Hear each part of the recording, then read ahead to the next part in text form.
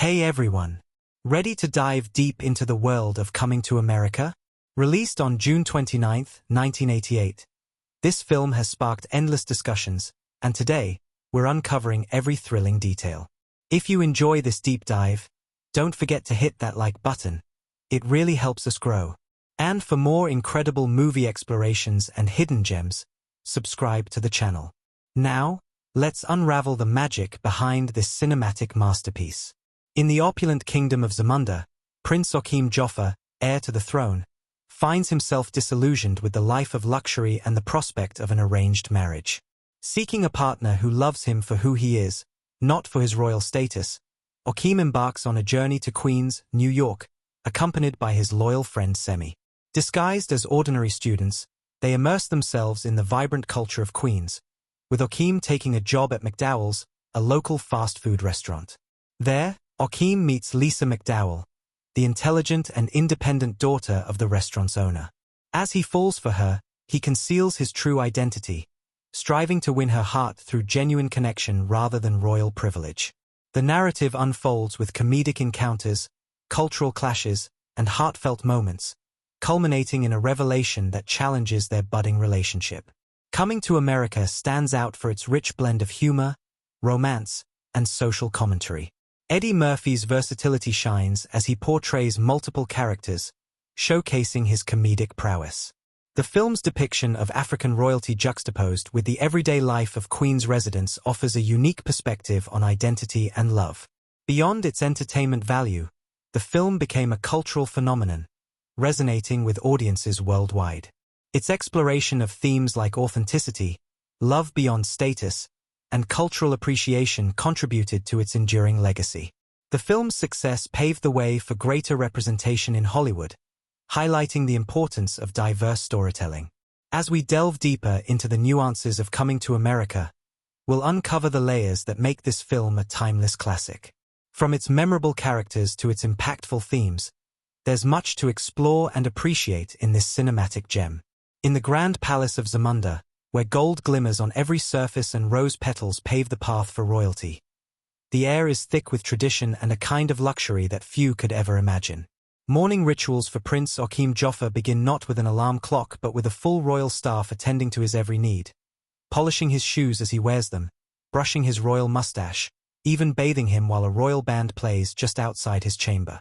It's extravagant, excessive, and utterly normal for someone of Joachim's stature. But even amid this life of unimaginable privilege, there's a lingering emptiness in Joachim's eyes, a yearning for something real, something more. It's Joachim's 21st birthday, and with it comes the most critical tradition of all, marriage.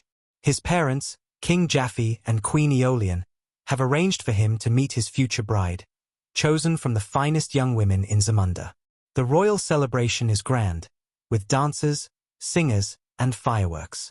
But Joachim, ever the thinker beneath his princely demeanor, sees past the spectacle.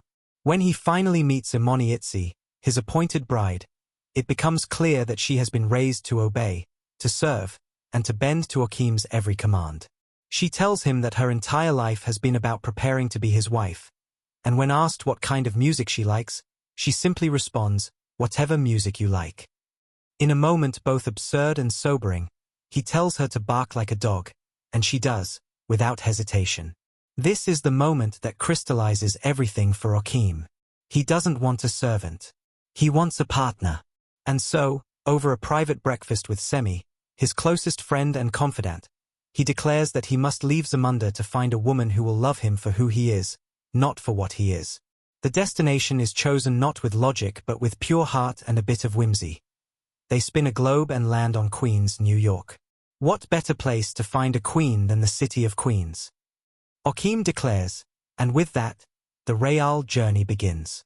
Touching down in New York, the contrast couldn't be starker.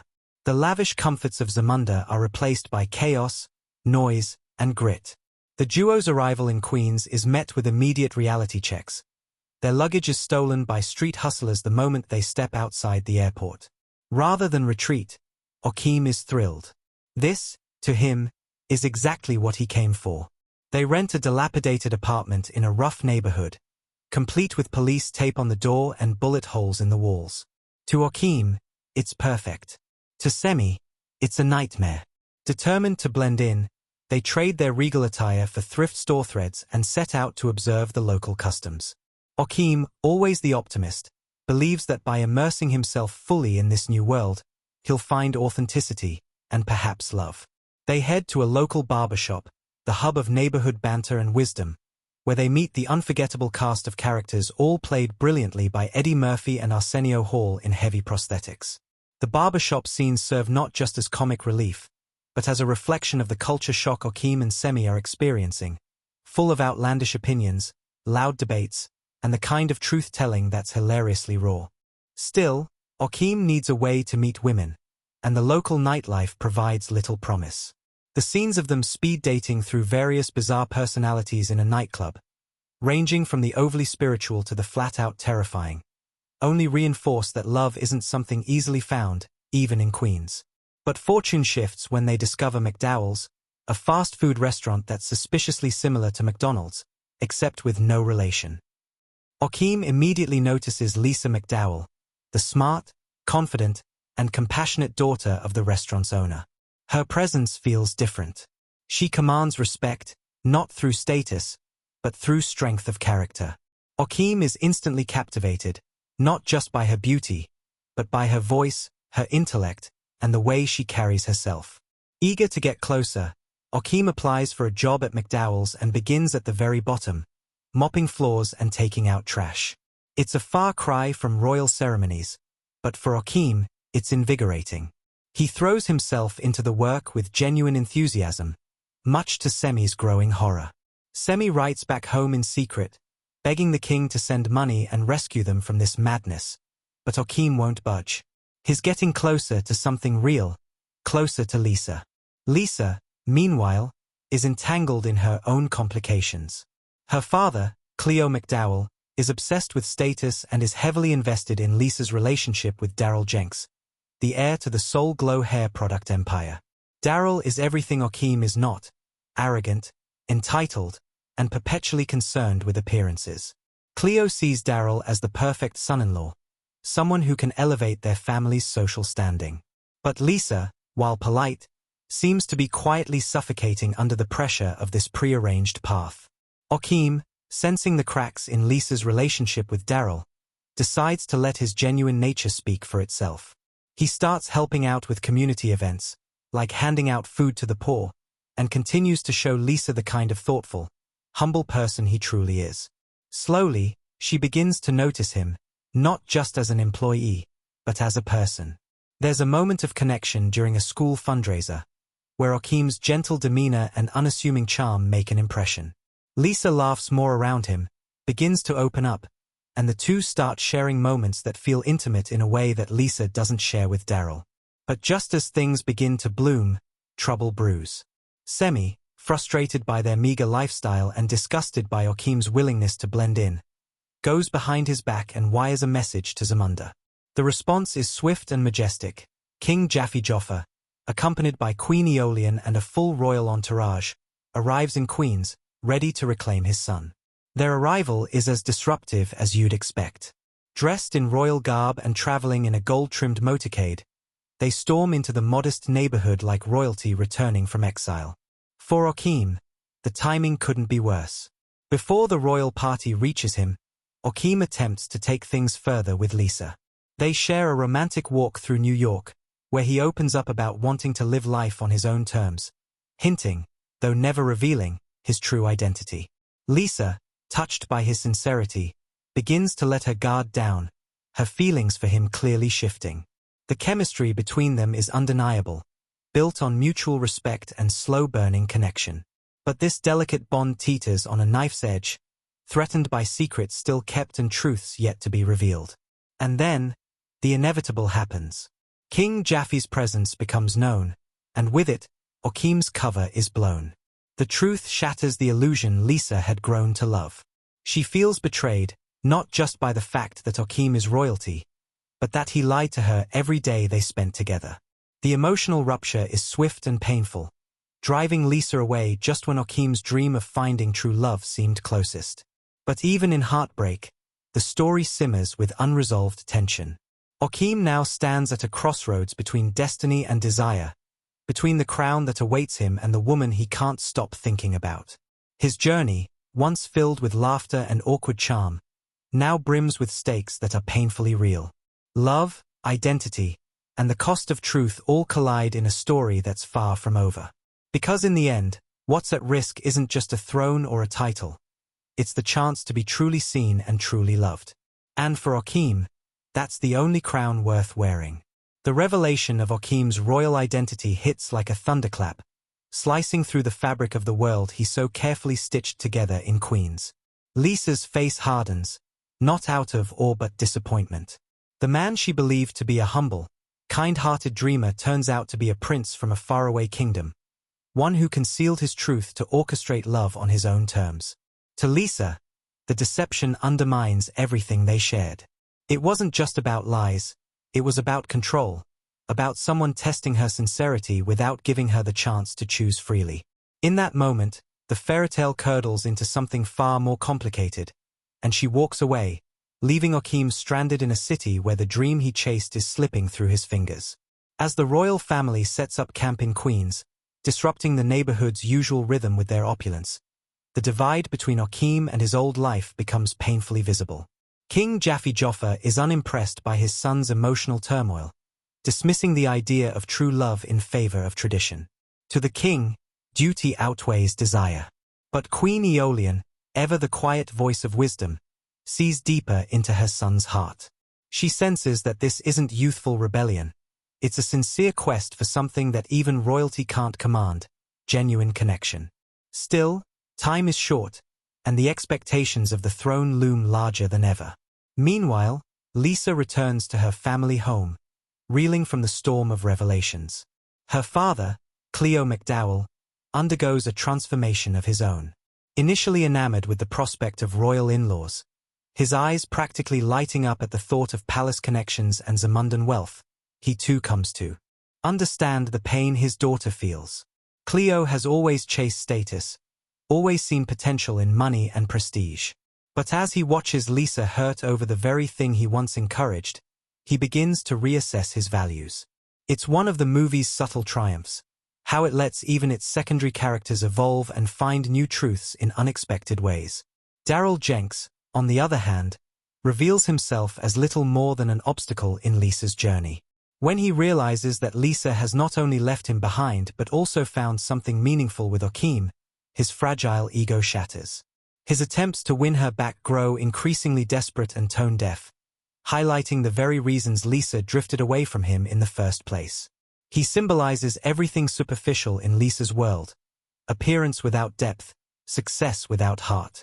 In the royal suite of the Waldorf Astoria, a scene unfolds that challenges everything Okim thought he was prepared for. His parents inform him that arrangements have already been made back in Zamunda. Imoniitzi, the same obedient bride from his birthday, is still waiting. The wedding will go on as planned.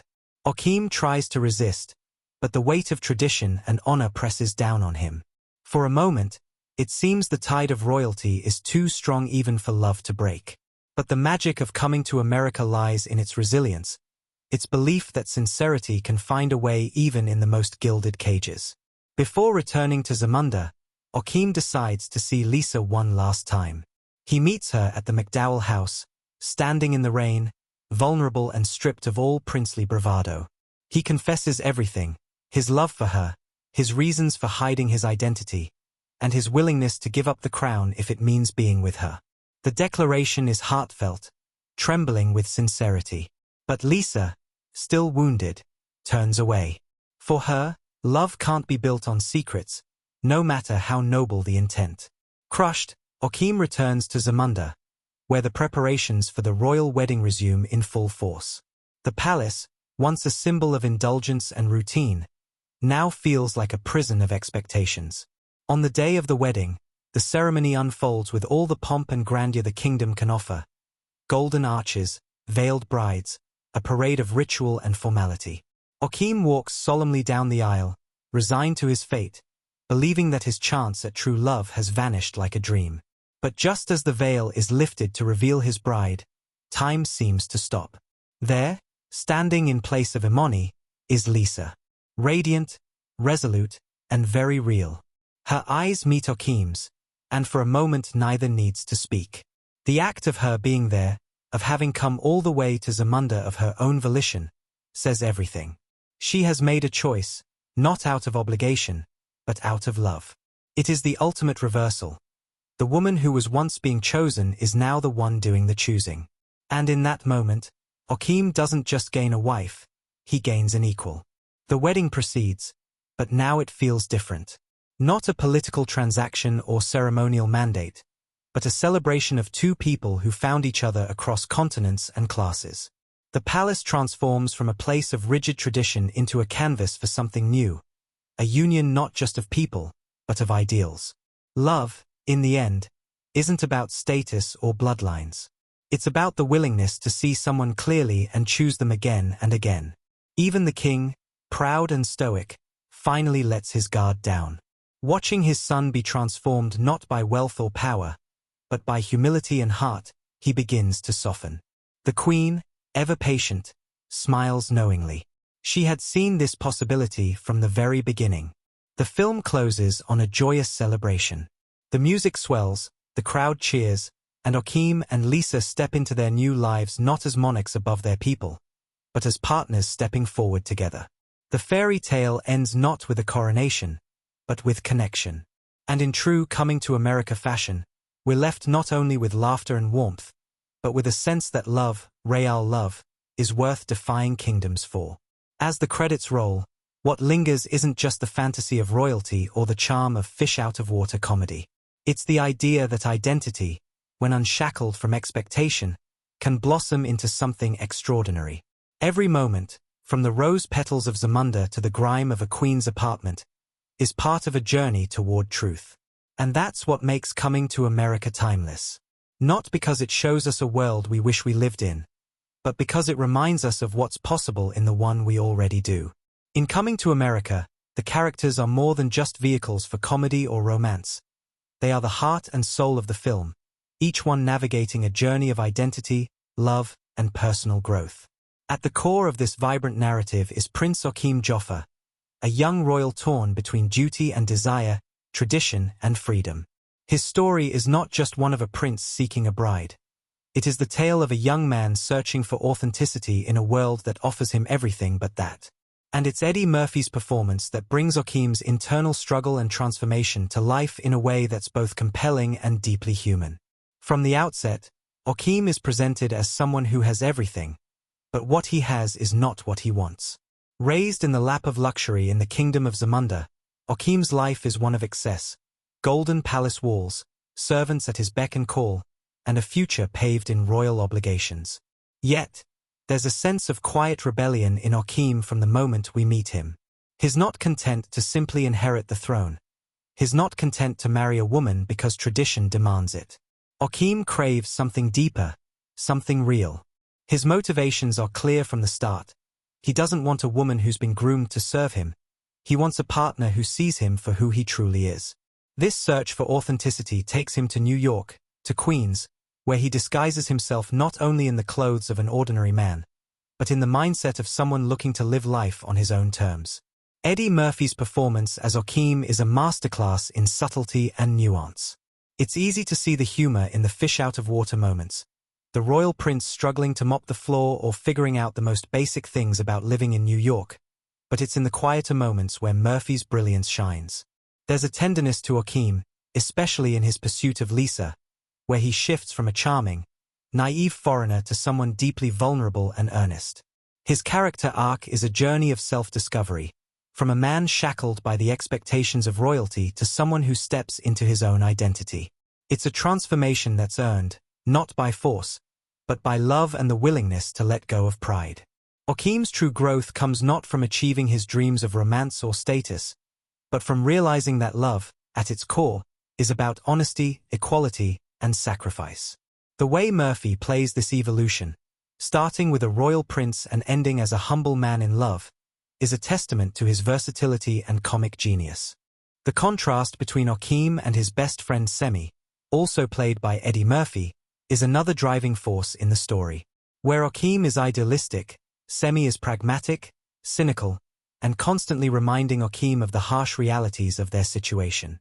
Semi is the voice of reason, the character who's quick to point out the absurdities of their life in Queens, from the filth of their apartment to the strangeness of working at McDowell's. Yet, despite his sarcasm and disillusionment, Semi is also loyal. He remains at Akeem's side, even when the plan goes awry, even when his idealism seems to put them both in danger. What makes Semi so interesting is that while he's skeptical of Akeem's quest for love, he's not against it. He simply lacks the optimism of his friend and fears the potential consequences of this journey. His character arc is more subtle, but it's one of acceptance. By the end of the film, Semi, though still practical, begins to see the value in Akeem's pursuit of genuine love. Arsenio Hall's portrayal of Semi is pitch perfect, a balance of comic timing, emotional support, and dry humor. It's through Semi that we see the dichotomy of Akeem's world, and his skepticism provides the perfect counterpoint to Akeem's sincerity. Then, there's Lisa McDowell, the independent, intelligent woman who stands as the moral center of the story. Unlike Imani, the woman Akeem is initially supposed to marry, Lisa doesn't fit the mold of what a typical romantic lead in a fairy tale might be. She's not a damsel in distress, nor is she a passive character waiting to be saved. Instead, Lisa is fully formed. She has a life, dreams, and an ambition that exists outside of Akeem's desires. She works at her father's fast food restaurant, McDowell's, and while it may not be the most glamorous job, it's hers. She's determined, independent, and clear-eyed about the challenges she faces, especially in her strained relationship with her father, Cleo McDowell. Her arc is one of self-discovery too, but it's more about realizing her worth and not settling for someone like Daryl, who represents the superficial pursuit of wealth and status. Lisa's emotional journey is one of trust. She must come to terms with the fact that Akeem, despite his deception, loves her for who she is, not for what she can give him. And when she shows up at the wedding, standing in front of a sea of royalty, ready to confront the truth, it's clear that she's not the kind of woman to be wooed by titles or riches. She wants something real, and that's what makes her the perfect match for Akeem. Shari Headley's performance as Lisa is grounded, empathetic, and full of the quiet strength that allows her to take control of her own narrative by the film's end. Cleo McDowell, Lisa's father, is another character whose evolution subtly underscores the film's themes of status and authenticity. When Cleo first meets Akeem, he sees only the potential for status, wealth, and connections. He's blinded by the idea of what Akeem represents, a prince with the power to elevate their family to unimaginable heights. He pushes Lisa toward Daryl not because of love but because of the convenience that comes with being linked to the Soul Glow empire. However, over the course of the film, Cleo's blind pursuit of success begins to crack. As he watches Lisa hurt and as he witnesses Akeem's genuine affection for his daughter, Cleo comes to see the limitations of his own ambitions. Cleo's arc isn't dramatic, but it's an essential counterpoint to the movie's exploration of love and class. He ultimately lets go of his fixation on appearances, recognizing that his daughter's happiness is more important than any title or money. John Amos's performance as Cleo is comedic, sure, but also layered with a genuine warmth and growth that adds richness to the story. Then there's Daryl Jenks, the embodiment of everything Lisa does not want. Daryl is the privileged, arrogant heir to the Soul Glow fortune, and his relationship with Lisa is based entirely on appearances and convenience. He is the perfect foil to Akeem, where Akeem seeks love based on mutual respect and connection. Daryl seeks love based on wealth and status. Daryl's motivations are clear from the start. He wants Lisa not because of who she is, but because she's the one thing that can elevate his social standing. His character's arc is one of defeat, and while he may be humorous in his obliviousness, his story ultimately serves as a cautionary tale about the dangers of superficiality. It's funny, of course, but it's also a sharp critique of the societal pressures that shape romantic relationships, particularly those based solely on status. Together, the characters of Coming to America form a tapestry of motivations, desires, and transformations. Eddie Murphy's dual performance as both Akeem and several comedic side characters is nothing short of legendary, showcasing his unparalleled ability to create unforgettable characters, each with their own quirks and personalities. What makes the film's ensemble so memorable is how every character, whether main or supporting, has a purpose, and each one's journey ties into the overarching theme of authenticity versus appearance. The film uses humor to explore deeper issues of love, class, and identity, making it not just a comedy but a profound social commentary. The characters are funny, yes, but they are also real, and it's through their flaws, their growth, and their eventual understanding that the movie transcends its genre to become something timeless. As with many films that have become cultural touchstones, Coming to America is packed with subtle references, clever callbacks, and hidden details that reward viewers who pay close attention. These small yet significant elements weave a rich tapestry that ties the comedy and the deeper themes of the film together. The brilliance of Coming to America lies not just in its humor or heart, but in how it layers its narrative with symbolic elements and cultural connections that resonate long after the credits roll. For those who are willing to look a little deeper, the movie offers a treasure trove of Easter eggs and foreshadowing that enrich the viewing experience, allowing fans to discover something new with each rewatch. At the heart of these hidden gems is the film's use of cultural references and social commentary. The movie, though a comedy at its core, is a clever critique of societal expectations, whether those are rooted in class, race, or identity. It's a story of two worlds colliding: the lavish, royal world of Zamunda and the humble, working-class world of Queens. And one of the most notable ways this is represented is through the contrasting portrayals of luxury and authenticity, status and substance. But, in true Coming to America fashion, these themes aren't just explored directly. They're also hidden in plain sight, using subtle visual cues, props, and dialogue. One of the most striking details is the recurring motif of crowns and royalty. Joachim, being a prince, is constantly surrounded by symbols of his royal status. However, these symbols are often subtly undermined throughout the film, especially in the New York scenes. Take, for example, the scene where Joachim and Semi are walking through the streets of Queens. Joachim, still adorned in his royal garb, walks past a graffiti-tagged wall with the word King spray-painted on it. It's a simple yet profound moment, highlighting the stark contrast between the authenticity of the people in Queens and the ostentatious nature of royalty. This moment foreshadows Joachim's realization that being a king is not as fulfilling as being a man in love, and that true nobility comes not from a title, but from how one treats others. Another subtle yet powerful reference to Joachim's journey is the recurring theme of the lion, a symbol of both strength and wisdom. In Zamunda, lions are a constant presence in the palace, often depicted in sculptures or on the walls.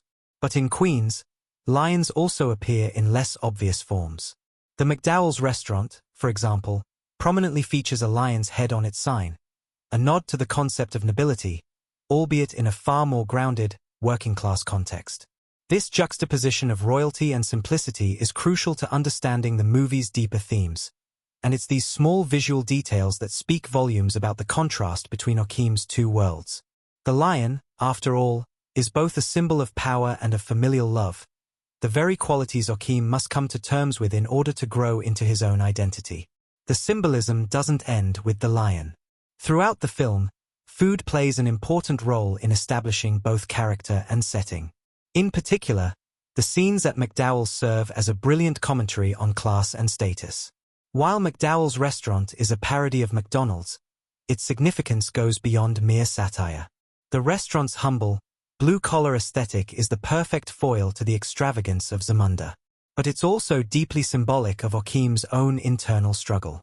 When Joachim enters McDowell's and starts working as a humble employee, it's not just a plot point for comedic effect. It's a visual representation of his shedding of royal privilege. It's in this very place, this seemingly mundane setting, that Joachim learns what it means to be human, to experience life as an ordinary person rather than as a prince. The act of working at McDowell's symbolizes his willingness to strip away the trappings of royalty and embrace something simpler, more genuine. This transition from royalty to humility is foreshadowed early on in the film through a seemingly innocent joke: Joachim's first day of work at McDowell's. He is given a mop and instructed to clean the floors. The mop is, in a way, his first real tool of labor. It's a humble object, but it's also an important one. It represents his readiness to work for what he wants, rather than simply being handed it. The mop becomes a subtle visual metaphor for Joachim's character arc, his willingness to get his hands dirty in pursuit of something real.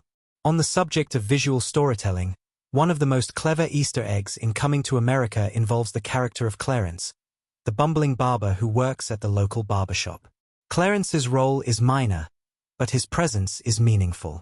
He is one of several supporting characters played by Eddie Murphy, and his scenes are some of the film's most memorable, thanks to his comically exaggerated persona. But what many viewers don't realize is that Clarence is more than just comic relief. He's also a clever nod to Murphy's own background as a stand-up comedian. Clarence's penchant for telling long-winded, absurd stories mirrors the style of Murphy's stand-up routines, particularly his love for creating outlandish, larger-than-life characters.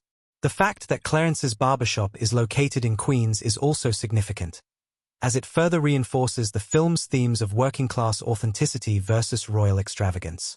Another Easter egg that flies under the radar for many viewers is the recurring use of the phrase Soul Glow, the name of the hair product that Daryl Jenks endorses.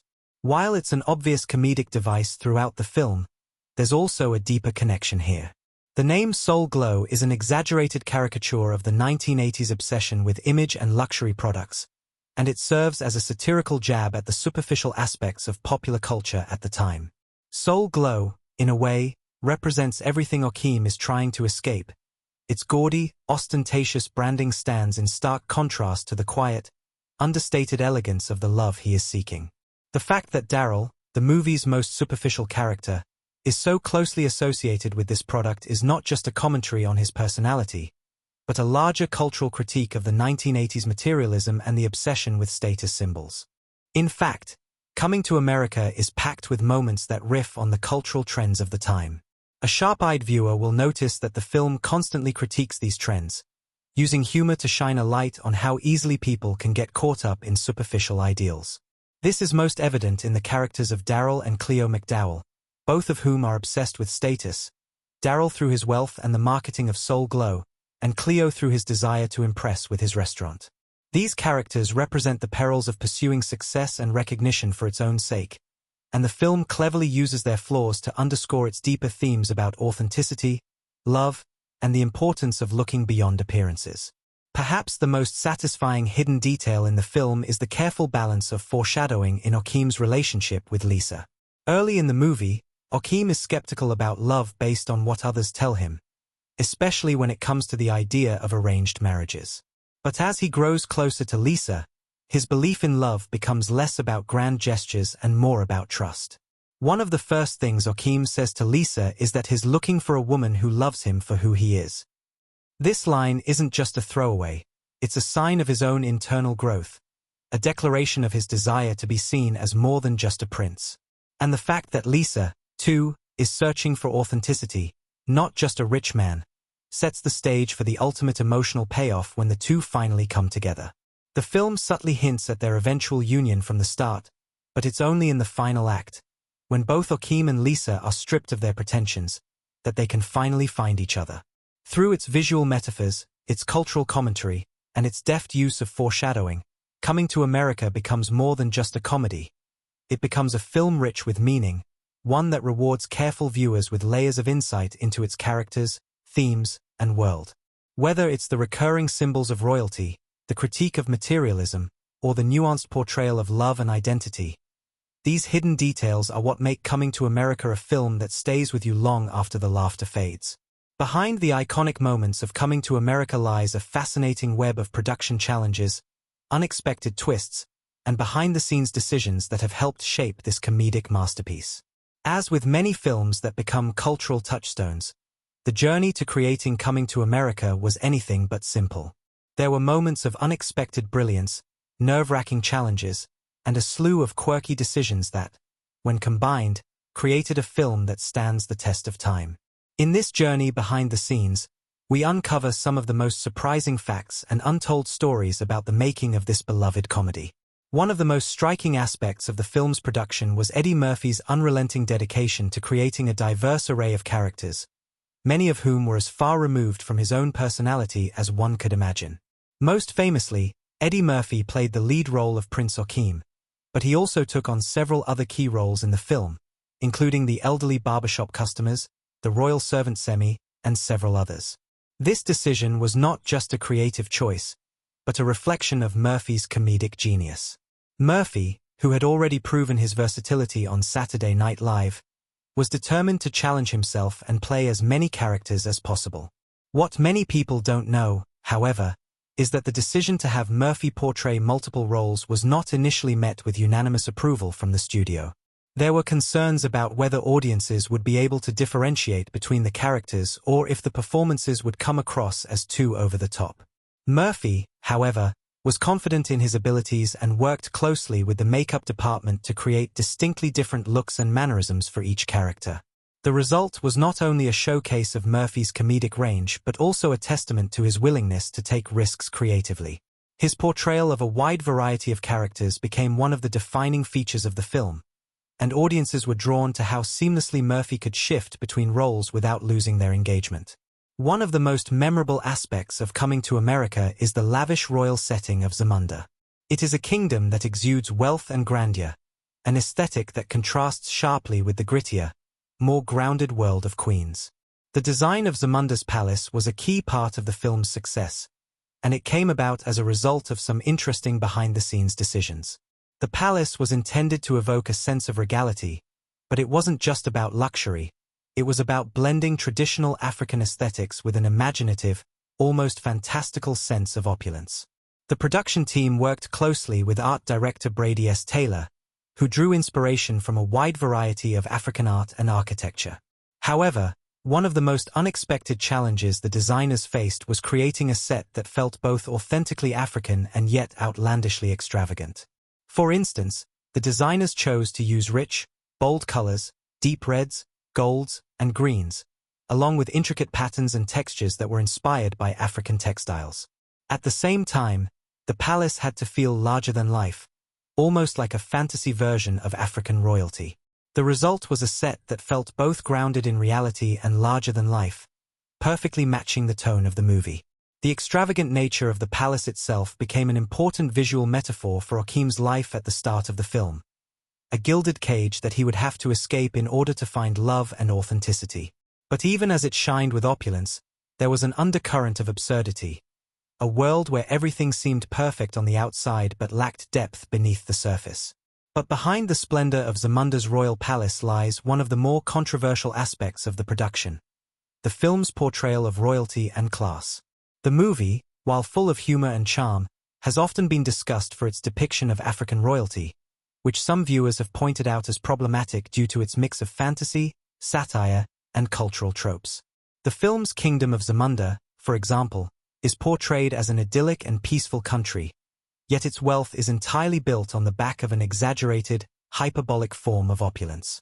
While some viewers see this as a light-hearted exaggeration of real-world wealth disparities, others have critiqued the film for relying on a formula of stereotypical excess.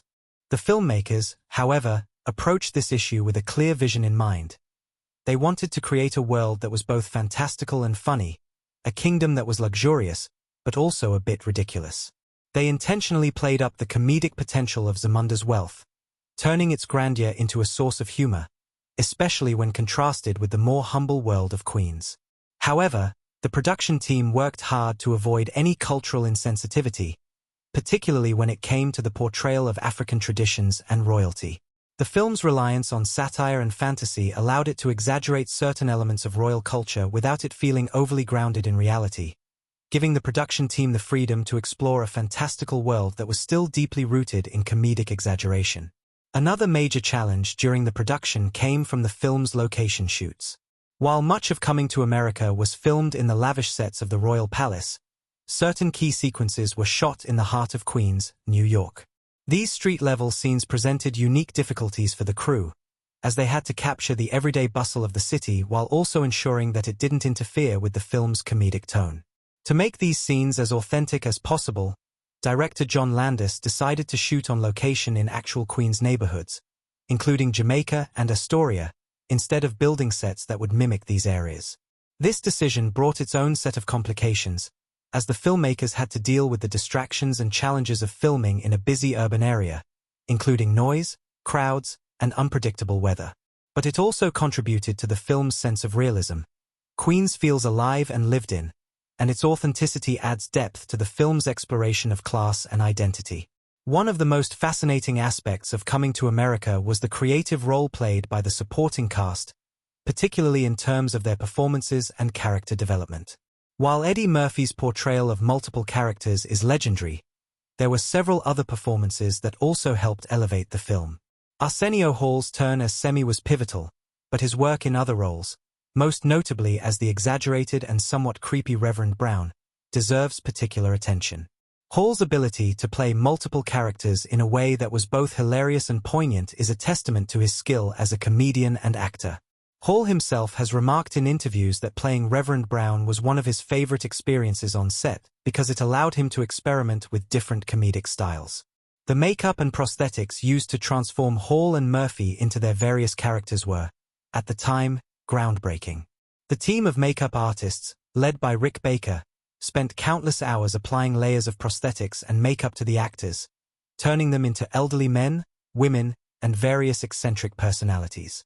The results were both impressive and hilarious, but what's even more remarkable is how the makeup team worked under immense pressure to meet tight production deadlines.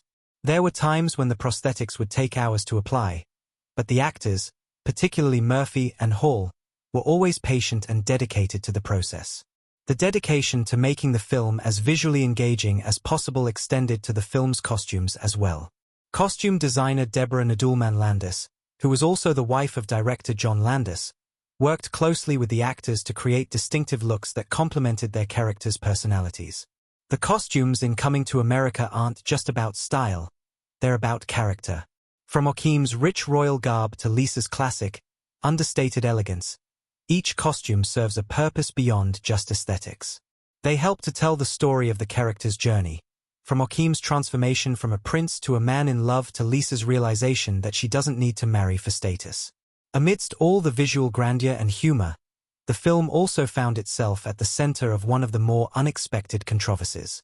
In an era where the idea of cross-cultural comedy was still relatively new, Coming to America received some criticism for its treatment of African culture.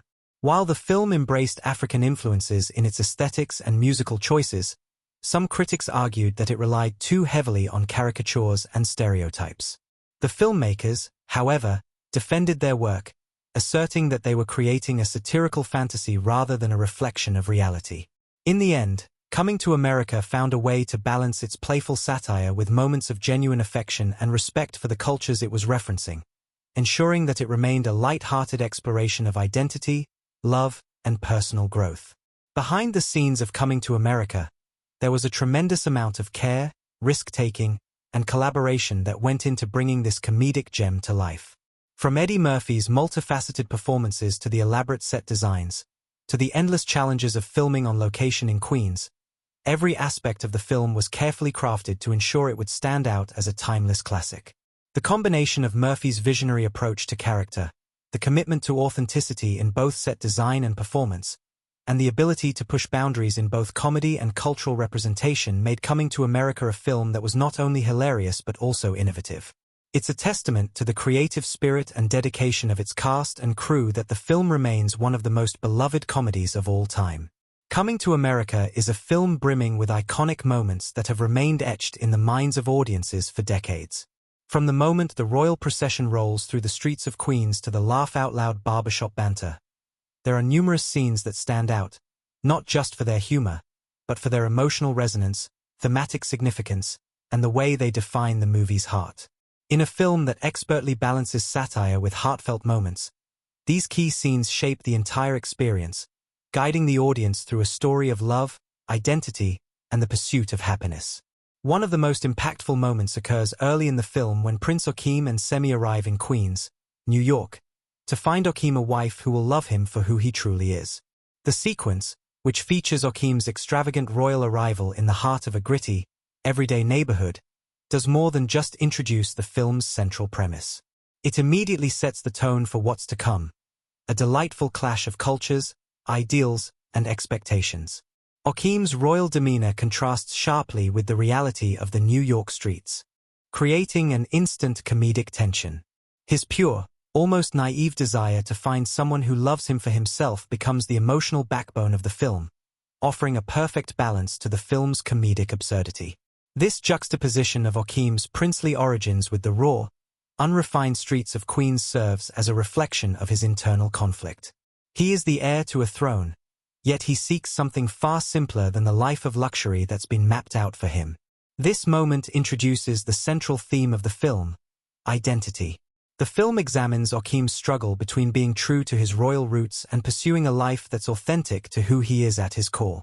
What makes this scene particularly impactful is the contrast it establishes. The royal processions and lavish trappings of Zamunda cannot define who Joachim truly is. It's not the kingdom that makes him a prince, but the person he chooses to become. Following this, the film presents another key moment that encapsulates the cultural satire that underpins much of its narrative, the barbershop scene. The barbershop, a staple of the film's New York setting, is where the audience gets a glimpse of the social dynamics that contrast so sharply with those of the palace in Zamunda. Eddie Murphy and Arsenio Hall both play multiple characters here, embodying various barbershop patrons who, with their over-the-top personalities and witty banter, become the perfect foil to Joachim's earnestness. It's not just a comedic scene, but also a moment where the social commentary of the film emerges. The elderly men in the shop embody a certain view of masculinity and old-school thinking that's foreign to Joachim, yet in the larger context of the movie, they also represent the power of community and realness, a quality that Joachim comes to understand and appreciate. The barbershop moment also marks a key development in Joachim's character. He's clearly out of his depth, but it's here, amidst the colorful characters and comedic chaos, that Joachim starts to discover the richness of the world beyond his palace walls. The customers' unfiltered opinions are a jarring contrast to the obsequious sycophants Joachim is used to back in Zamunda. Through these exchanges, Joachim not only learns about the complexities of life in Queens but also begins to shed the trappings of royalty that have defined him for so long. The juxtaposition between the two worlds, royal expectations and street-level authenticity, sets up Joachim's eventual journey of self-discovery, showing the audience that he's not merely running away from his responsibilities as a prince but searching for a sense of fulfillment that transcends wealth and privilege. Another key moment that strikes an emotional chord is Joachim's interaction with Lisa, the woman he ultimately falls in love with. Their first meeting is marked by a unique blend of charm, humor, and sincerity. Joachim, disguised as a humble, working-class man, is drawn to Lisa's genuine kindness, a stark contrast to the women in Zamunda who are more interested in his title than his person. The chemistry between Eddie Murphy and Shari Headley, who plays Lisa, is palpable, and their developing relationship forms the emotional core of the movie. Joachim's struggle to navigate this relationship, trying to reveal his true identity while still maintaining the charade, is one of the film's most poignant threads. It's here that the audience feels the weight of Joachim's journey, not just as a prince searching for love, but as a man trying to build a meaningful connection with someone who values him for his character, not his status. This theme of authenticity is explored further during the pivotal moment when Joachim finally reveals his true identity to Lisa. The way the scene unfolds, with Joachim's vulnerability on full display, showcases the emotional stakes of the film. The realization that Lisa doesn't care about his wealth or title, she cares about him, becomes a turning point for Joachim. It's a deeply emotional moment that transcends the movie's comedic roots. Here, the film addresses the importance of honesty and the courage it takes to open up to another person, not as a prince or a king but simply as a human being. The depth of their connection, based not on status but on shared values and mutual respect, provides the emotional grounding for the entire movie. However, Coming to America is far from just an emotional rollercoaster. It's also a movie that uses humor as its secret weapon, and one of the film's most memorable comedic moments comes during the chaotic scene at the McDowell's restaurant. McDowell's is a clear parody of McDonald's, and the humor lies in how the characters, especially Joachim and Semi, must navigate their roles within this absurd setting while hiding their true identities. This comedic chaos not only provides plenty of laughs but also serves as a narrative device to highlight Joachim's evolution. In this moment, he is once again thrust into a situation where he's out of his comfort zone. Yet, unlike his initial awkwardness, this time he begins to embrace the simplicity of working life and finds joy in the little things, such as flipping burgers with Semi in tow. One of the film's climactic moments occurs when Joachim, after undergoing a series of personal and emotional revelations, returns to Zamunda to reclaim his rightful place as the heir to the throne. However, this isn't simply a moment of triumph. It's a moment of realization.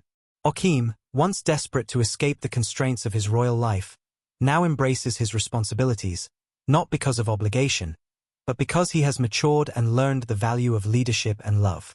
This moment, which seems like the culmination of his journey, is a testament to the film's message about the importance of balancing personal desires with larger duties. The emotional depth of Coming to America isn't just confined to Okim's character arc. It extends to several of the film's supporting characters, particularly Semi. The dynamic between Okim and Semi is one of the most engaging aspects of the film. While Semi is Okim's loyal companion, he also serves as a voice of reason, providing both comic relief and crucial insights into Okim's decision-making process. Their relationship evolves throughout the film, from a somewhat naive bond to one based on mutual understanding and respect. Semi's sarcastic quips and reluctant involvement in Okim's grand scheme, particularly his role in helping him manage the ruse of working at McDowell's, highlight a deep, yet comical, loyalty. Semi represents the voice of caution, urging Okim to reconsider his choices, and yet he remains by his side, understanding the importance of Okim's quest for authenticity. In a way, Semi's own growth is tied to Okim's journey. It's through supporting Okim's pursuit of true love that Semi also finds his own path to self-discovery. Ultimately, Coming to America is a film that plays with expectation and comedy while delivering moments of emotional and thematic depth. The key scenes, the royal arrival in Queens, the barbershop banter, the blossoming romance between Okim and Lisa, create a blend of comedy, heart, and social commentary that resonates far beyond the confines of the film itself. Each of these moments is designed not only to entertain but to challenge the viewer to think about identity, authenticity, and the meaning of true love. The film balances humor with poignant social observations, crafting a narrative that is as entertaining as it is thought-provoking. Through these key scenes, Coming to America proves that laughter can be the vehicle for something much deeper. A story about self-realization, love, and the courage to be yourself. The making of Coming to America is as captivating as the film itself, with behind-the-scenes tales that offer a deeper understanding of the creative and technical innovations that brought the story to life. From its memorable performances to its blend of humor and heart, the film's production was a labor of love and ingenuity. The movie not only captured the magic of Eddie Murphy's performances but also introduced audiences to a vibrant world where cultural contrasts and timeless themes were brought to the forefront in innovative ways. When Coming to America was first conceived, it was evident that this was no ordinary romantic comedy. The film, with its mix of satire, cultural exploration, and heart, required a unique balance of humor, social commentary, and visual flair. Director John Landis, known for his ability to create films that balanced comedic sensibilities with deeper narratives, brought his expertise to the project. His vision was clear from the very beginning. Coming to America needed to be both a comedy and a heartfelt exploration of identity, class, and love. Landis understood that to make the story resonate, he had to create a world that felt rich, lived in, and utterly unique. The film's setting, particularly the fictional African nation of Zamunda, was a crucial element in bringing the story's cultural satire to life. Zamunda, with its opulent palaces and extravagant royal customs, stands as a stark contrast to the gritty streets of Queens, New York, where Okim and Semi embark on their journey.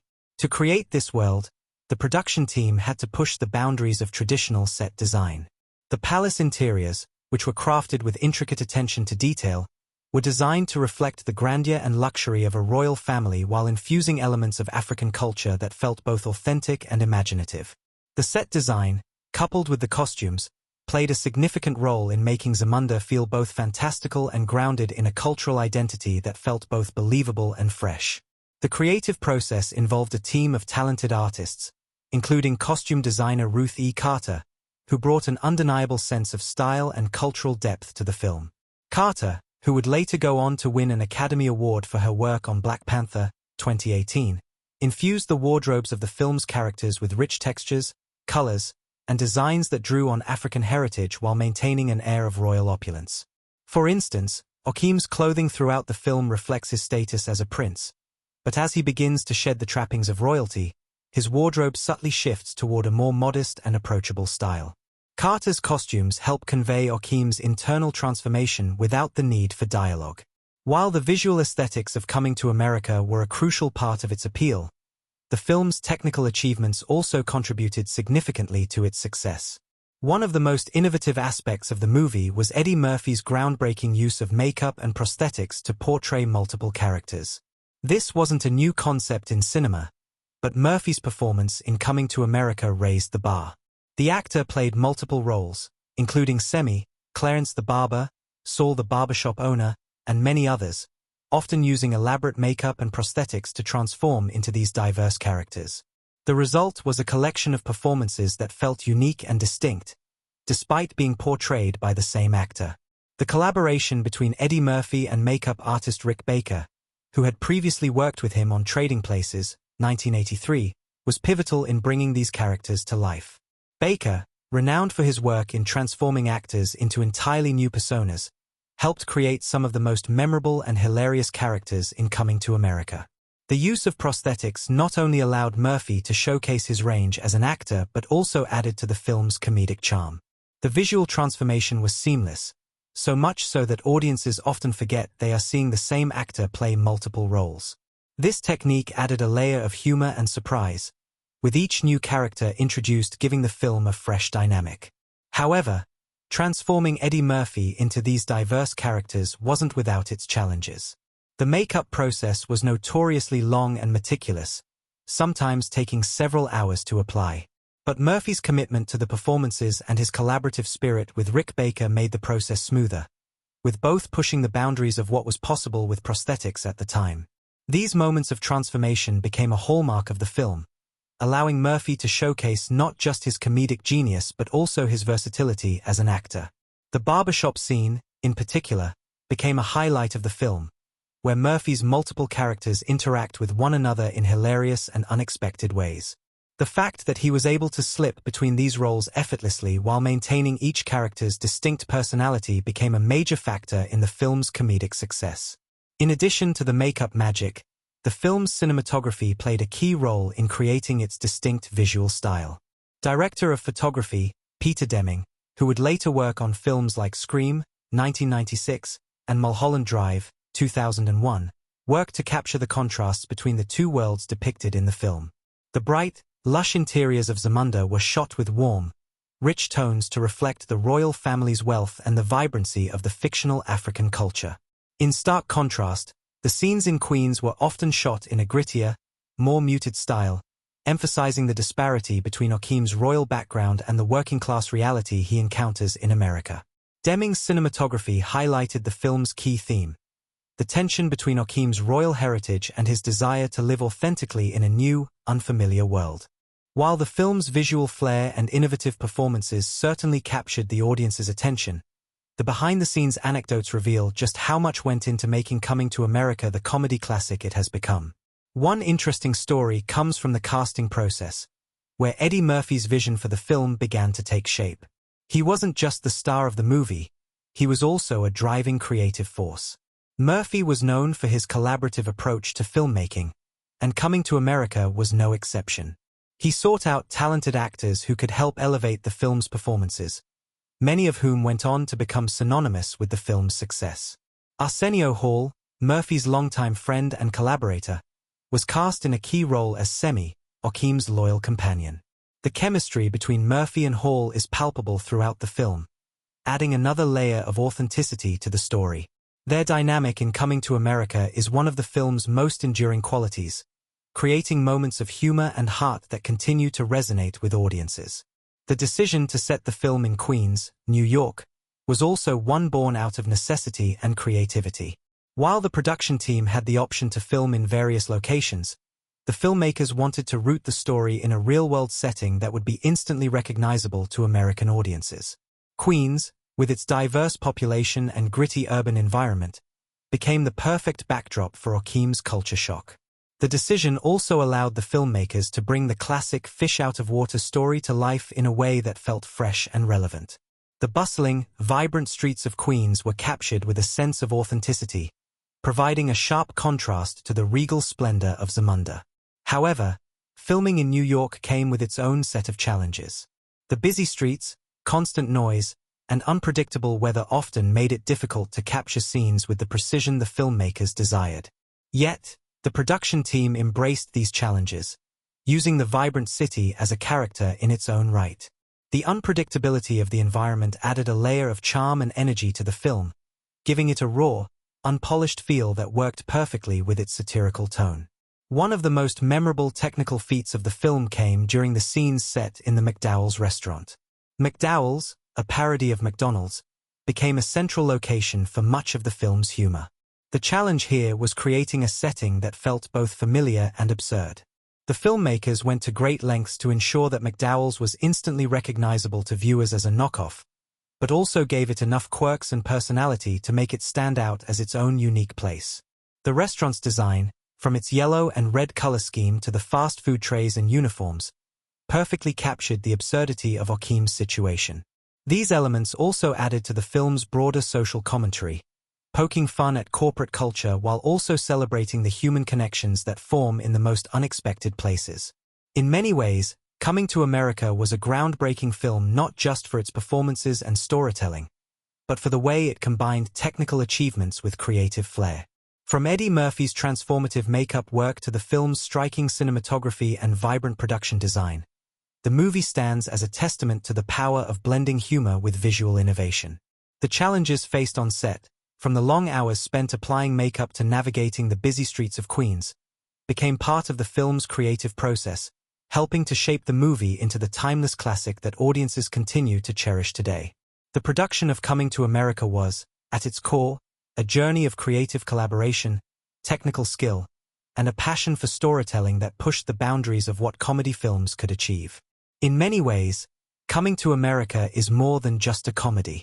Beneath its colorful, light-hearted exterior lies a film rich with deeper messages, subtle symbols, and social commentary that reflect on the nature of identity, class, love, and cultural expectations. The film's exploration of these themes allows it to transcend the usual boundaries of the romantic comedy genre, offering not only laughs but also a profound reflection on the personal and societal pressures that shape our lives. From the very first moments, Coming to America challenges the idea of identity. Joachim, the Prince of Zamunda, is introduced as the perfect royal figure, rich, handsome, and seemingly destined for greatness. Yet, as the film progresses, it becomes clear that he is burdened by the very expectations that come with his royal identity. The pressure to conform to tradition and fulfill the role of a future king forces Joachim into a mold that stifles his individuality. This conflict is at the heart of his journey, a quest not only to find love but to discover who he truly is, free from the trappings of his royal title. Joachim's desire to leave Zamunda and experience the world on his own terms represents a fundamental yearning for autonomy. His escape to New York, while motivated by his wish to find a wife who loves him for who he is and not for his status, also symbolizes the broader theme of breaking free from societal expectations.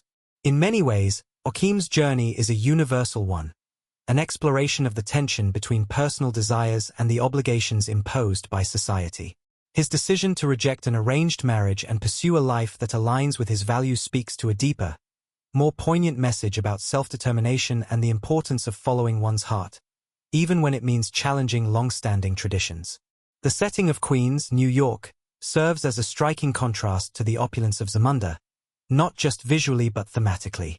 Queens represents the real world, where people live without the luxuries of royalty but still possess dignity, strength, and the capacity for love. For Joachim, this world is alien, and it forces him to confront his own perceptions of wealth, class, and privilege. In Queens, he learns that wealth is not always a reflection of worth, and that true value lies in the way people treat one another.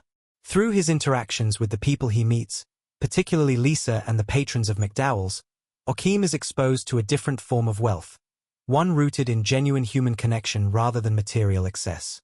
The theme of class is deeply interwoven into the narrative. While Joachim begins the film as a prince who takes pride in his royal lineage, his experiences in New York reveal the limitations of this privilege. In Queens, he is no longer the center of attention, and his wealth and status are not enough to grant him the respect or admiration he's accustomed to. The contrast between Joachim's royal upbringing and his new life in a working-class neighborhood underscores the film's commentary on class structures and the way they influence human relationships. Despite his noble background, Joachim must learn humility and understand that his true worth is not defined by his lineage but by the kind of person he chooses to become. While Joachim's personal growth is at the forefront of the narrative, the film also explores the role of women in shaping the course of events. Lisa, the woman Joachim falls in love with, is not merely a passive object of desire. She is strong, independent, and self-assured, qualities that defy the traditional expectations of a princess. Lisa's character challenges the notion that a woman's worth is tied to her beauty or her relationship with a man. Instead, she is presented as a fully realized person with dreams, goals, and a sense of agency. Her initial reluctance to accept Joachim's courtship is a reflection of her desire for authenticity in a world full of pretense. Lisa refuses to be wooed by Joachim's wealth or royal status and insists that he prove his worth through his actions, not his title. This rejection of superficiality adds depth to her character and positions her as Joachim's equal, a woman who chooses her partner based on genuine compatibility rather than external factors. In addition to its exploration of identity, class, and relationships, Coming to America also offers a critical look at the portrayal of African culture in mainstream media. While Zamunda is a fictional country, the film's depiction of African customs and traditions was a conscious effort to present a positive and vibrant image of Africa, as opposed to the often one-dimensional stereotypes seen in Hollywood films at the time. The lush, regal world of Zamunda, with its focus on community, family, and cultural pride, stands in stark contrast to the typical depictions of poverty and strife that were common in films about Africa. By presenting a fictional African royal family with complexity and dignity, Coming to America contributes to a more nuanced portrayal of African culture, one that challenges existing stereotypes and invites audiences to see beyond the surface. The film's use of humor to explore cultural differences is another layer of its social commentary. Joachim's naivety when he first arrives in Queens, his confusion over the customs and practices of American life, serves as a vehicle for satire. At the same time, it underscores the idea that cultural differences are often exaggerated or misunderstood, and that true understanding can only come through meaningful, open engagement with people from diverse backgrounds.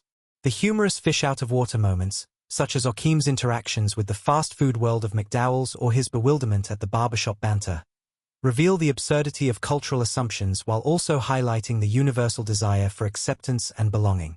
Symbolism plays a significant role in reinforcing the film's themes.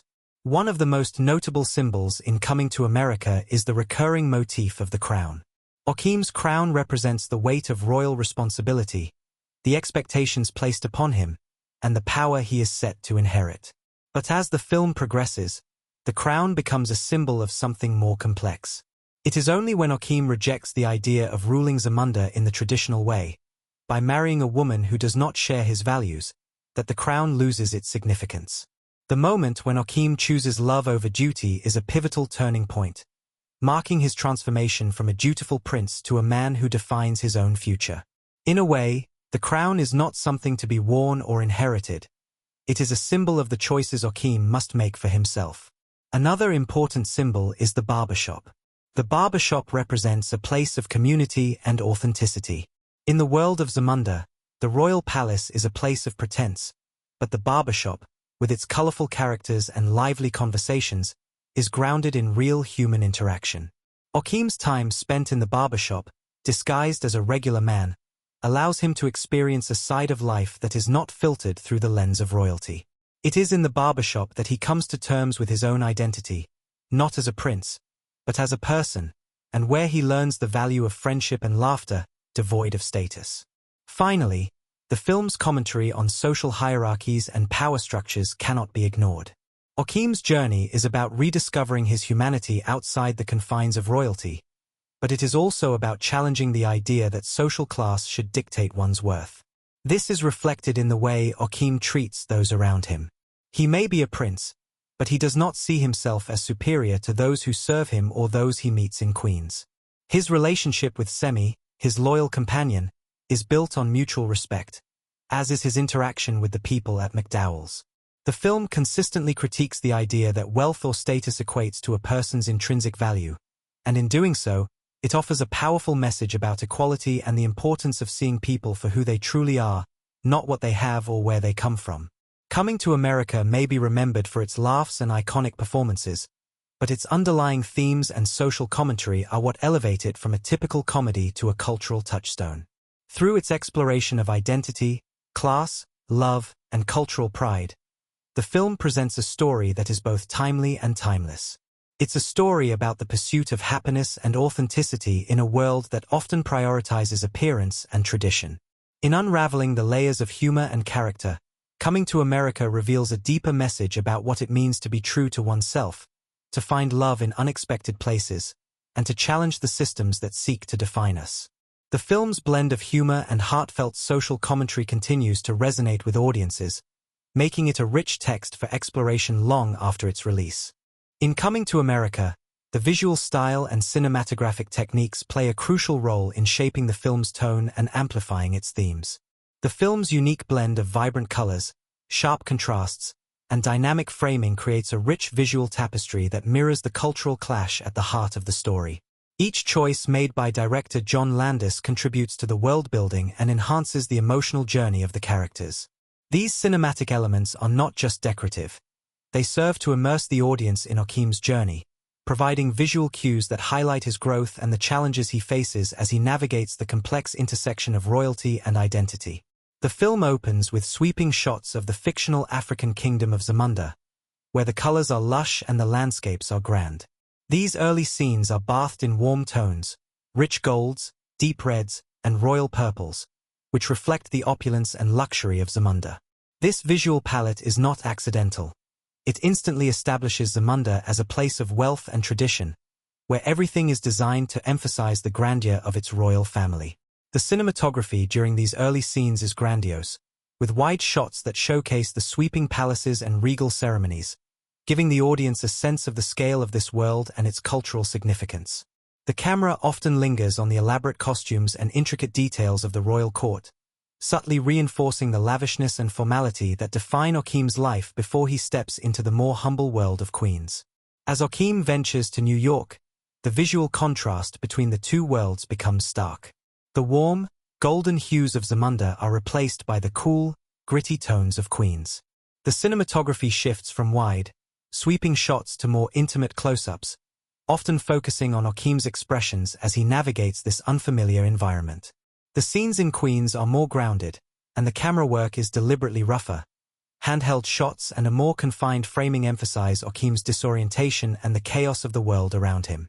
This transition from the opulence of Zamunda to the working-class neighborhood of Queens is mirrored in the color palette, which transitions from the deep richness of the African kingdom to the more muted tones of the urban jungle. The visual dichotomy between the two settings serves as a visual metaphor for Joachim's inner conflict, a prince in search of love, struggling to reconcile his royal duties with his desire for authenticity. The use of lighting is also essential in differentiating between the two worlds. In Zamunda, lighting is soft and diffused, highlighting the beauty and elegance of the setting. In contrast, the lighting in Queens is harsher, often using stark, overhead lights that emphasize the grittiness of the environment.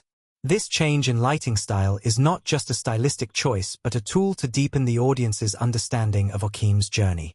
As he learns to navigate this new world, he is exposed to a different set of rules and expectations, and the harsh lighting of Queens reinforces this notion of harsh reality. The film's editing also plays a key role in creating its unique tone. John Landis, known for his deft handling of comedy and narrative pacing, uses editing to enhance the film's comedic timing and emotional beats. The pacing is deliberate, giving moments of humor time to breathe before transitioning into more heartfelt or dramatic scenes. One of the most notable aspects of the editing is the seamless way it transitions between different settings and tones. The quick cuts between Joachim's world in Zamunda and his life in Queens create a fluid sense of movement that mirrors Joachim's own journey. He is constantly moving between two distinct worlds, and the editing reflects this sense of transition. The film's editing is also sharp during moments of comedy, where quick cuts and visual gags play off of the characters' reactions and the absurdity of certain situations. This creates a rhythm that keeps the audience engaged while also allowing the emotional arcs of the characters to unfold naturally. But Coming to America is not just about its visuals. It's also about how the film sounds. The sound design and music contribute significantly to the storytelling, helping to ground the film's comedic and dramatic moments while also reinforcing its cultural themes. The film's score, composed by Nile Rodgers, is a fusion of classical orchestration and African-inspired rhythms, blending the grandeur of Zamunda with the urban energy of New York. The opening score, with its lush strings and brass, evokes the majesty of the African kingdom, immediately establishing the royal atmosphere. As Akeem enters the streets of Queens, the music shifts to incorporate more contemporary, funk-driven beats, mirroring the energy of the city and marking Akeem's transition from royalty to an ordinary man. This shift in musical style is subtle but impactful, adding another layer of depth to Akeem's journey. The sound design is equally important in enhancing the world of Coming to America. From the bustling sounds of the streets of Queens to the regal atmosphere of Zamunda, the soundscape helps immerse the audience in each setting. The use of environmental sounds is especially important during scenes in Queens, where the hustle and bustle of the city become a character in itself. The sounds of traffic, voices, and street vendors create a sense of place, making Akeem's disorientation all the more palpable as he steps into a world so different from his own. In contrast, the quieter, more controlled soundscape of Zamunda reflects the order and authority that govern Akeem's life there, with music and sound used to underscore the sense of ritual and ceremony that permeates the royal court. The film's use of music in key scenes also adds emotional weight and depth. When Akeem first meets Lisa, the music swells with romantic undertones, underscoring the chemistry between the characters. But even here, there is a sense of cultural tension. While Akeem is swept up in the romance of the moment, the music subtly suggests that the road ahead will not be without obstacles. The use of music in this scene helps to foreshadow the emotional journey that Akeem will take as he falls in love with Lisa, yet also struggles with the obligations of his royal status. One of the film's most iconic musical moments is when Akeem, disguised as a common man, sings "She's Your Queen to Be" to Lisa during their courtship. The song is a playful yet sincere declaration of love, and its over-the-top, operatic style serves as a humorous counterpoint to Akeem's earnest desire to win Lisa's heart. The juxtaposition of the grandiose music with Akeem's humble circumstances adds a layer of comedy to the moment, but also reinforces his genuine feelings for Lisa. The song, while comedic, is also an important part of the film's exploration of identity. It speaks to Akeem's desire to express his true self, even when constrained by the expectations of his royal lineage. Visually, the film also includes several stylistic choices that help define Landis's directorial vision. One of the most notable stylistic choices is the use of costumes and makeup to create the various characters, particularly the comedic roles played by Eddie Murphy. Murphy's portrayal of multiple characters, including the elderly Jewish man, the barber, and the obnoxious African prince, showcases his versatility as an actor. The use of prosthetics and makeup to transform Murphy into these different characters is a visual technique that not only showcases his comedic talent but also serves as a visual metaphor for the theme of transformation. Akeem's journey is, after all, one of personal growth and change, and the film's use of visual transformations highlights the fluidity of identity and the ability to shape one's destiny. The film also makes creative use of visual humor to reinforce its comedic tone. The exaggerated expressions of the characters, particularly during moments of shock or confusion, play into the film's overall comedic style. The visual gags, from Akeem's wide-eyed wonder at American customs to the slapstick moments in the barbershop, are exaggerated yet grounded in reality, adding to the humor without detracting from the film's emotional core. This balance between humor and heart is at the core of Coming to America's success as a comedy with depth. Coming to America is a masterclass in visual storytelling, where every frame is imbued with meaning. The cinematography, lighting, and editing all serve to immerse the audience in the worlds of Zamunda and Queens, while the sound design and music enhance the emotional beats of the story. Landis's directorial vision shines through in the creative choices that bring this world to life, from the vibrant colors of Zamunda to the urban energy of Queens. The film's stylistic elements work seamlessly with its themes, creating a rich, immersive experience that stays with the viewer long after the credits roll. Coming to America is a film that is not only beloved for its comedic brilliance but also celebrated for the undeniable chemistry between its cast members. Eddie Murphy's magnetic performance as Joaquin, combined with his transformations into multiple characters, creates a dynamic energy that carries the entire film. But it's not just Murphy's star power that elevates the film. It's the interactions with his fellow actors that truly bring the story to life. From Arsenio Hall's portrayal of Semi, his loyal but increasingly skeptical best friend, to the delightful presence of James Earl Jones as King Jaffe Joffa, the chemistry between the cast members is palpable, with each performance amplifying the other, creating a memorable cinematic experience that has lasted for decades. Eddie Murphy and Arsenio Hall's friendship on and off-screen plays a pivotal role in the film's success. Their relationship as Joaquin and Semi, while rooted in comedic exchanges and humorous misunderstandings, also conveys a deep sense of loyalty and camaraderie. Semi, ever the pragmatist, is there for Joaquin through thick and thin, albeit often in a more cynical, grounded manner. Hall's subtle, yet vital performance as the loyal friend contrasts with Murphy's larger-than-life portrayal of Joaquin, creating a balance that is crucial to the story's emotional core. The comedic timing between Murphy and Hall is impeccable, their back-and-forth banter providing many of the film's funniest moments, particularly as they navigate the challenges of life in Queens. What's particularly remarkable is how the two actors manage to make their characters' friendship feel so genuine, despite the absurd situations they find themselves in. There's a warmth to their dynamic that gives Coming to America more than just a surface-level comedy. It's the heart of the story. Behind the scenes, the collaborative nature of the film's ensemble cast is just as noteworthy.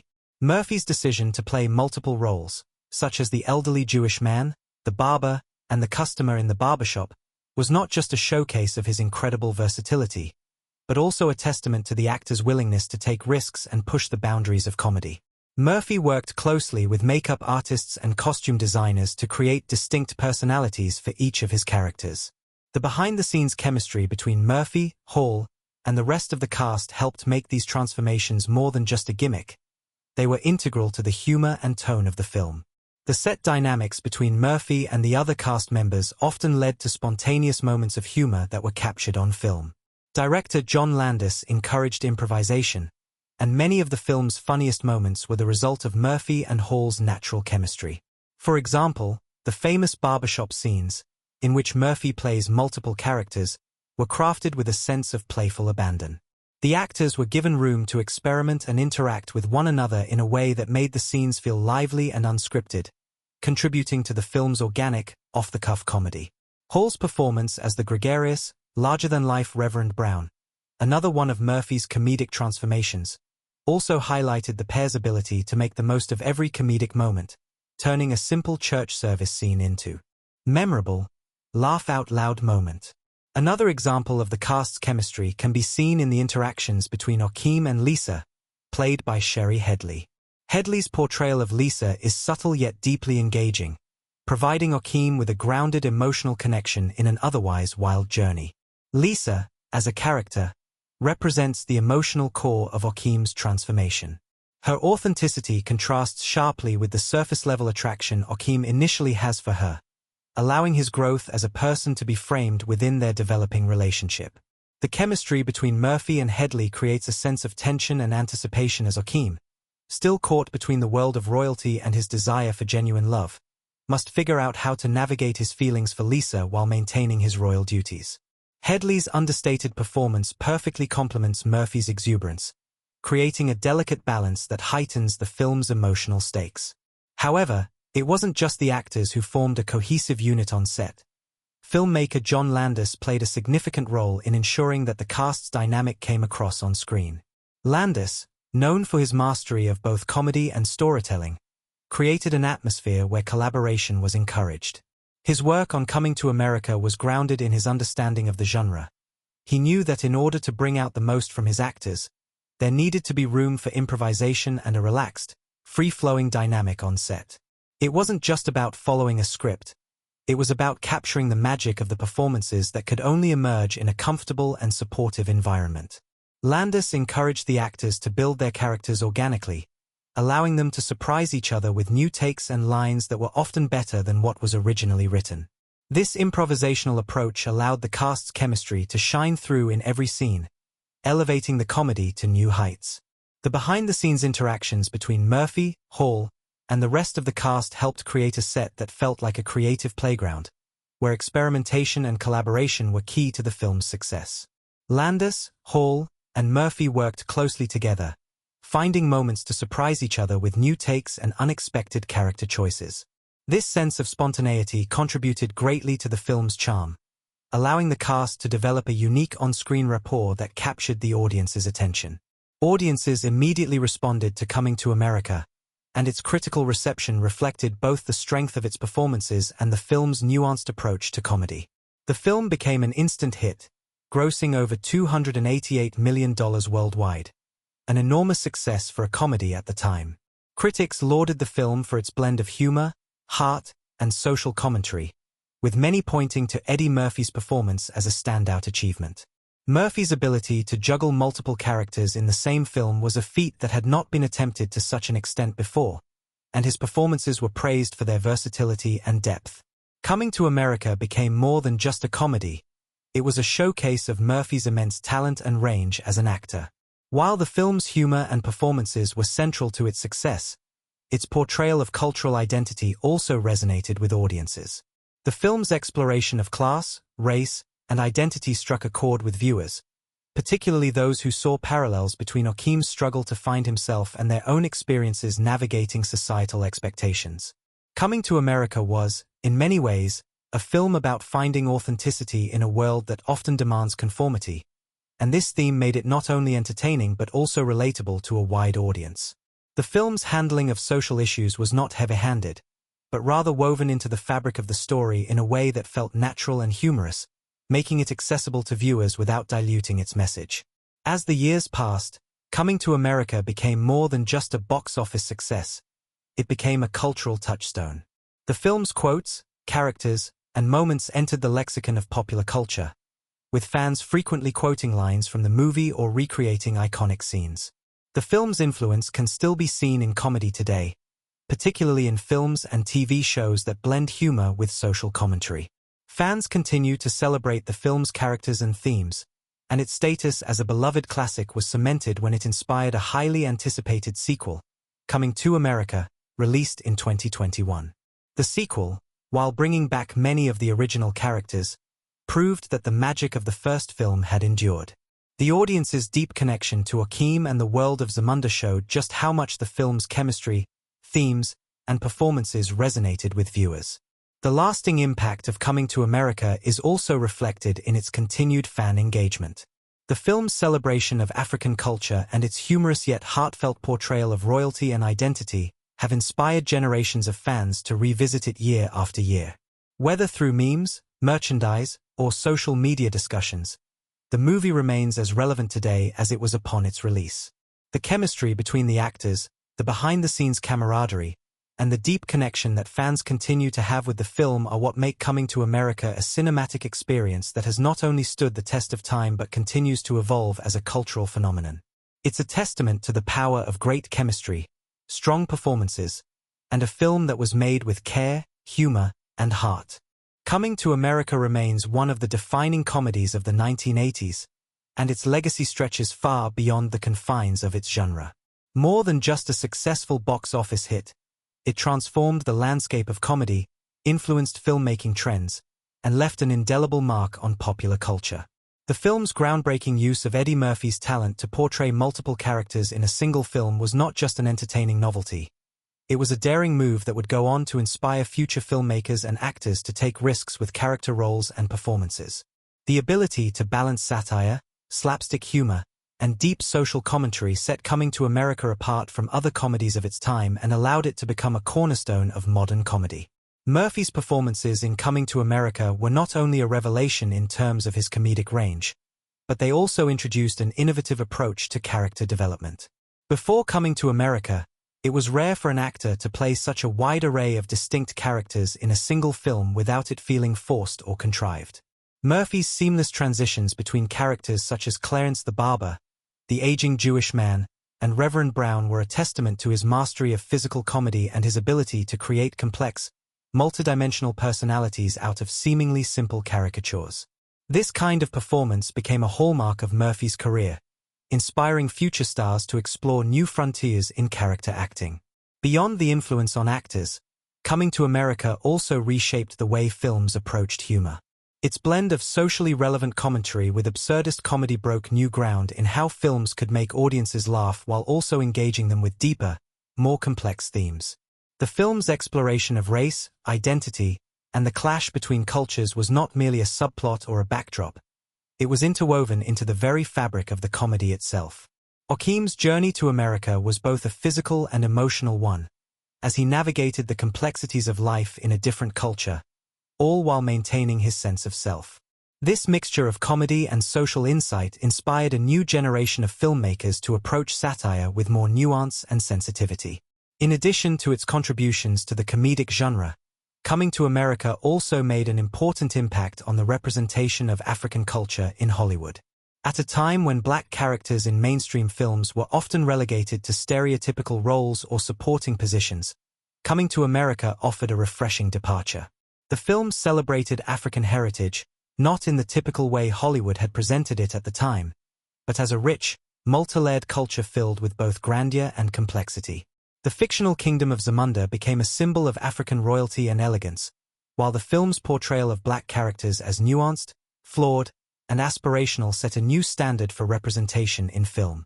Coming to America was one of the first major Hollywood films to present a black protagonist with the kind of depth and universal appeal that would pave the way for future stories that centered black lives and experiences. The cultural impact of Coming to America is immeasurable. The film entered the pop culture lexicon almost immediately upon its release, with memorable quotes and characters becoming staples of comedy and conversation. Lines such as "I am Joaquim," "Prince of Zamunda," and "She's Your Queen to Be" have lived on in memes, stand-up routines, and social media references for decades. These lines are often quoted by fans who continue to find joy in the absurdity and warmth of the film. In a way, Coming to America became a touchstone for black culture in the late 1980s, celebrating both the unique and universal aspects of the African-American experience in a way that was both relatable and uplifting. The film's cultural significance was not limited to the United States. International audiences embraced Coming to America just as enthusiastically, with its themes of love, self-discovery, and the clash between old-world traditions and new-world opportunities resonating across the globe. The idea of a prince coming to America to find love and authenticity is universally relatable, transcending national borders and cultural boundaries. This global reach helped cement Coming to America as a cultural phenomenon, and it remains an integral part of global pop culture today. Despite its comedic brilliance, Coming to America also found itself on the receiving end of accolades and recognition. The film was nominated for several awards, including an Academy Award for Best Makeup, for its groundbreaking use of prosthetics and makeup in transforming Eddie Murphy into multiple characters. The Academy's recognition of the film's technical achievements was a testament to the creativity and attention to detail that went into its production. Though it did not take home the Oscar, the nomination itself marked a milestone for a comedy film, a genre that often goes overlooked in the more prestigious circles of film awards. This acknowledgement was indicative of the lasting cultural value the film had in the eyes of critics and industry professionals alike. The film also performed exceptionally well commercially. It was one of the highest-grossing films of 1988, raking in over $288 million worldwide, an impressive sum for a comedy at the time. Its financial success proved that audiences were eager for fresh, original films that broke away from traditional comedic formulas. The film's blend of satire, romance, and social commentary proved to be a formula that audiences not only embraced but also craved. It proved that films could be both entertaining and thought-provoking, a lesson that many filmmakers have taken to heart in the years that followed. However, the true measure of Coming to America's legacy lies in its long-term cultural impact. Even decades after its release, the film continues to inspire, entertain, and influence. In 2021, the long-awaited sequel Coming to America arrived, bringing back the original cast and expanding the world of Zamunda for a new generation. While the sequel generated its own wave of excitement, it was clear that the magic of the original film had not diminished in the decades since its release. Fans were eager to revisit the world of Okim, Semi, and the kingdom of Zamunda, proving that the love for the original film has only grown over time. The lasting impact of Coming to America is also evident in the continued fan engagement and the film's place in the broader landscape of comedy. The film's themes of identity, cultural pride, and love have proven to be as relevant today as they were in 1988. Its humor continues to stand the test of time, with the film's performances, comedic timing, and heartfelt moments resonating with audiences across different. Same level of depth and insight, and Coming to America became a trailblazer in that regard. It wasn't just a comedy, it was a film with a message, one that reflected the complexities of modern life while making us laugh along the way. Beyond the film's stellar performances and poignant social commentary, Coming to America also succeeds thanks to its rich supporting cast. Arsenio Hall, as Semi, Okim's loyal friend, adds depth and humor to the film's narrative. The chemistry between Murphy and Hall is electric, providing some of the movie's most memorable moments. Likewise, the ensemble cast, featuring everyone from James Earl Jones as the commanding King Jaffe Joffa to Shari Headley as the loving yet strong-willed Lisa, brings the world of Zamunda to life in a way that feels both fantastical and grounded in real human emotions. Another significant element of Coming to America is the way it uses visual storytelling. The film's lavish sets, elaborate costumes, and creative makeup contribute to an immersive cinematic experience that makes the world feel rich and vibrant. From the royal palace in Zamunda to the streets of Queens, the visual storytelling mirrors the grandeur of Okim's journey, one filled with excitement, discovery, and change. The costumes, in particular, serve not only as visual cues but as symbolic markers for each character's journey. The striking contrast between the royal garb of Zamunda and the more modest attire of the American setting underscores Okim's internal struggle, as he grapples with his identity and what it means to truly be himself. On a technical level, Coming to America also stands out for its clever use of makeup and prosthetics, a feat that earned the film an Academy Award nomination. Murphy's transformation into multiple characters within the film is nothing short of remarkable, and it's a testament to the artistry of the makeup team. These transformations were groundbreaking at the time and paved the way for more elaborate and complex character portrayals in the years that followed. One of the most impressive aspects of Coming to America is the way it blends its humor with heartfelt moments. Beneath the laughter, the film explores themes of love, self-discovery, and the importance of staying true to who you are, an underlying message that resonates deeply with viewers. Okim's journey isn't just about finding his queen, it's about learning who he really is, away from the expectations of his royal title. This theme of authenticity has made the film relatable for audiences of all ages, backgrounds, and walks of life. As the film unfolds, it also deftly handles the tension between tradition and change. Okim's desire to marry for love rather than convenience is revolutionary, especially in the context of the royal family's expectations. However, the film never presents these changes as simply a matter of defiance. It's a nuanced exploration of the importance of individuality and personal growth, set against the backdrop of cultural and familial expectations. The resolution of these conflicts, while comedic, is deeply satisfying because it recognizes the complexity of relationships and the importance of finding a balance between personal desires and communal responsibilities. The lasting impact of Coming to America can be seen in the way it has influenced modern filmmaking, both in comedy and beyond. Its seamless blend of humor with deeper social themes became a template for other films to follow. Movies that feature rich cultural settings, larger-than-life characters, and a mix of laughs with serious undertones owe a debt to Coming to America. The film was groundbreaking in its treatment of race and cultural identity, using humor not only as entertainment but as a vehicle for social commentary. In this regard, Coming to America is more than just a film.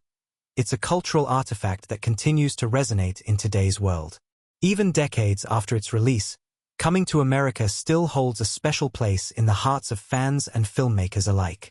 It's a film that has only grown in stature over time, and its significance has only deepened as discussions around race, identity, and representation continue to evolve.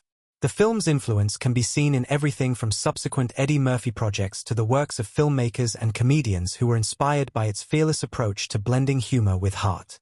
If you look at Coming to America through the lens of its cultural significance, It's clear that the film did not just change the landscape of comedy, it changed the way stories could be told, shifting the boundaries of what was possible in mainstream cinema. Its groundbreaking approach to representation, its unapologetic humor, and its timeless appeal make it a classic that remains relevant to this day. The impact of Coming to America is undeniable. Whether you're revisiting it for the 100th time or experiencing it for the first time, the film's blend of comedy, heart, and social insight continues to entertain, educate, and inspire. For anyone who has yet to see it, or for those who want to revisit it, this film offers something special, a cinematic experience that continues to enrich our understanding of love, culture, and identity. If you loved this breakdown, give the video a thumbs up and subscribe for more deep dives into the world of cinema. Let's keep exploring movies together.